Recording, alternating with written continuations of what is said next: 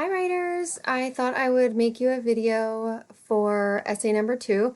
Actually, I made a video for essay number 2 tips and tricks about 2 weeks ago for my other online classes who started a couple weeks before you did. So I've been trying to send that to you multiple times. I'm having some massive technological issues. I had to convert it to an MP4 file and I was able to send it to them. For some reason I can't send it to you guys. I think there's a lot of clutter and craziness on the portal and on Canvas right now, and so I'm making a new video and I extended the date for essay number 2 until this Saturday. So if you want to revise what you've already done, or if you're still working on your essay number 2, this video will help you out. Many of the concerns that people had regarding essay 2 was trying to make it long enough. If you're analyzing a super short poem like Etheridge Night's Feeling Fucked Up, you're like, what do I write? It's just a tiny little poem. How do I analyze that in 3 pages? Excuse me. And the answer is you slow your roll. You look at the context from which the poem was created. So I'm just going to go to the essay prompt so I can kind of give you some feedback, some tips and tricks about what to do. But again, you have to think creatively and think about the poem itself. So it really depends on which poem that you picked. I'm just going to go here to assignments. If you picked, well, any of the poems, you can think about when, where, why, in response to what was the poem created. And so I was just using Etheridge Night's poem as an example because it's very passionate and it's very, you can really feel it. You can feel all the poems, whether it's Angelo or Gloria Anzaldúa or Tupac Shakur. You can feel kind of the energy behind every single one of those poems. That's kind of what poetry is. It's a feeling. We get that feeling when we listen to it as well.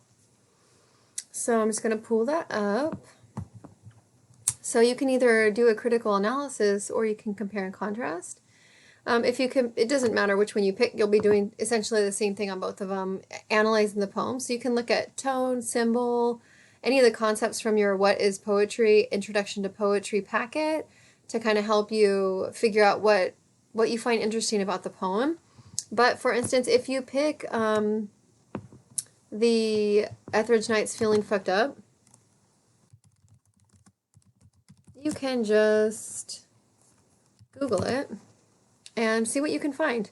So it pops up right away. We have Poetry Foundation, which is a really awesome organization that has lots of poems.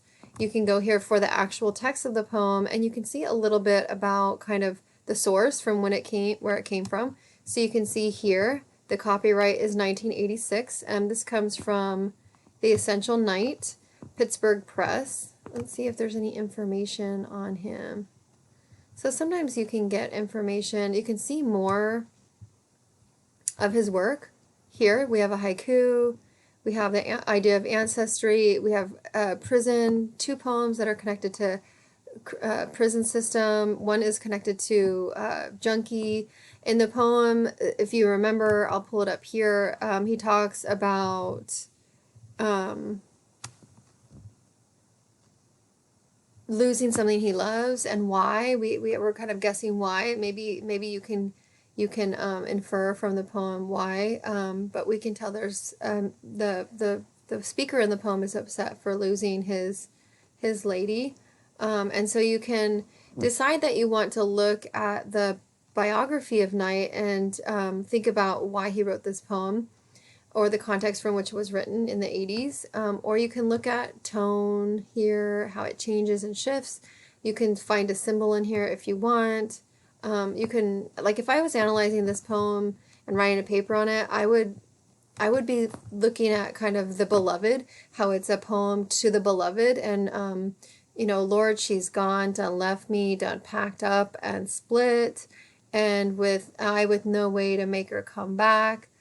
And everywhere the world is bare, bright bone, white crystal sand glistens, dope, death, dead, dying, and jiving drove her away, made her take her laughter and her smiles.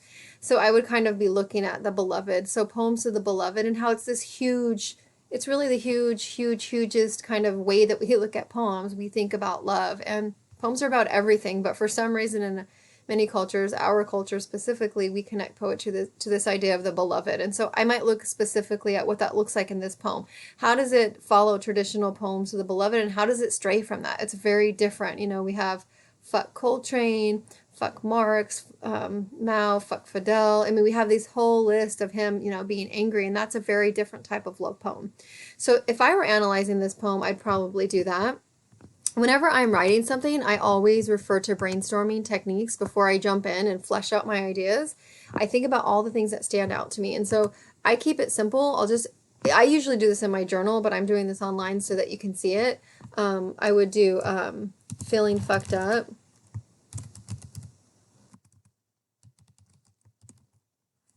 Or fucked. And I would write down some of the things that stood out to me.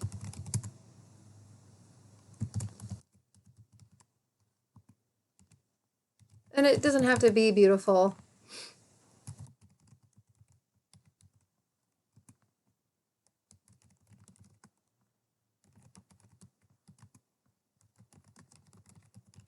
And these might be the things that I would be looking at with the poem. This idea of drugs and what kind of relationship. What is the role of drugs in this poem? What is the role of loss? What does grief look like? How does it feel to miss someone? How does it feel?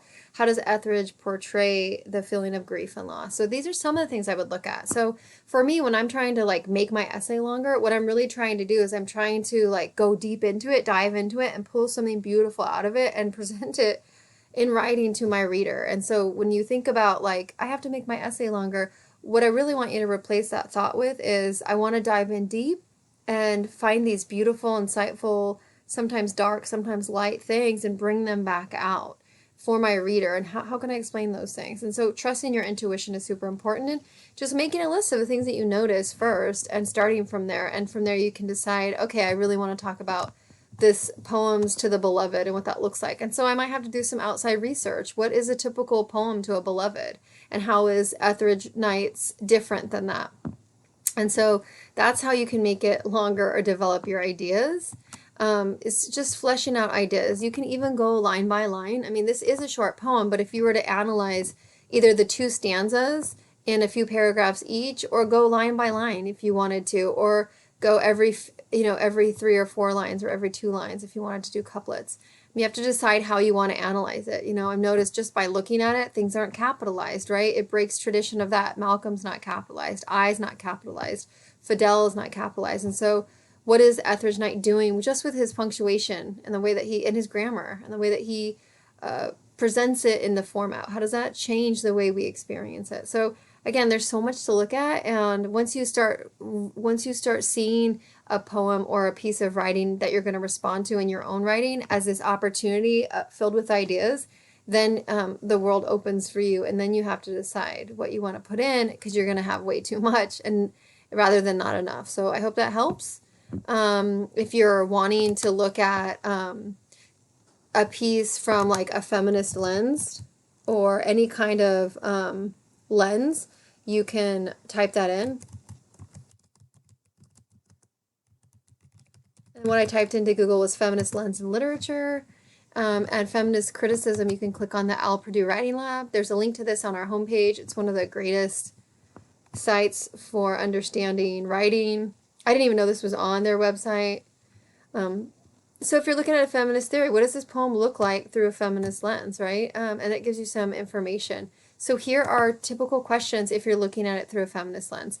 There's lots of different lenses you can use. This is just one of them. You can use all these different lenses here on the side. The intro to literary theory, criticism, formalism, psychoanalytic, Marxist, and they all deal with different ways of seeing literature. With the feminist lens, you're looking at it through the context of how are females represented in this poem, how are male and female roles defined, and you're kind of just taking a stab at it. You're kind of making an argument and backing it up with the poem itself. So again, you can look through lenses, you can look through the context, you can Google and find information about the poet that might help elucidate the poem itself. But the most important thing is to have fun and trust your instincts, and just bust it all out first after you've done your reading, and then go back and refine it. But you'd be surprised what you're going to find in the poem when you're just playing and having fun and getting ideas out. Later, it'll spark more ideas. So I hope that helps. Brainstorming, super important. Just making sure that before you go into your writing practice, that you feel confident about all the ideas and possible things you could be doing. So again, you can use the lenses and the terms from your packet if you want, but you're making meaning by interpreting the poem. So it has to come from inside of you and what you feel and what you think, and maybe even connect it to your own experience of what you've seen in life and what you've gone through. So I hope that helps. Have fun with essay number 2 and have a wonderful week. Hopefully things aren't too crazy for you. We're just trying to go with the flow right now.